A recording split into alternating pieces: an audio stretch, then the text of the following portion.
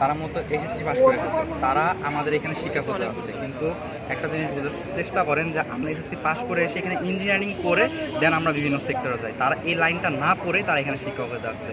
আমি যদি আপনাকে বোঝানোর চেষ্টা করি, একটা সহজ উদাহরণ দিই। আমি আমার প্র্যাকটিক্যাল ক্লাসের জন্য একদিন যাচ্ছি আর কি, তখন প্র্যাকটিক্যাল ক্লাসে উপস্থিত ছিল, তখন ক্রাফট ইনস্ট্রাক্টর একজন ছিল। আমাদের নর্মাল একটা ইঞ্জিনিয়ারিং একটা নর্মাল সাবজেক্ট বা নর্মাল একটা বিষয় হলো ইলেকট্রিক্যাল হাউস ওয়ারিং, ঠিক আছে, হাউস ওয়ারিংয়ের বিষয়। তো আমি তখন ক্রাফট ইনস্ট্রাক্টরকে প্রশ্ন করি যে সাধারণত আমি সারি বলি, আমি জিজ্ঞেস করি যে এখানে তো এনার্জি মিটার আছে, তো এনার্জি মিটারে আর্থিং লাইন অবশ্যই প্রয়োজন বা আর্থিং লাইন থাকে। তো আমি ওনাকে সাধারণভাবে কোশ্চেন করি যে এখানে আসলে আর্থিং সংযোগটা হয় কীভাবে বা আর্থিং লাইনটা কোথায়।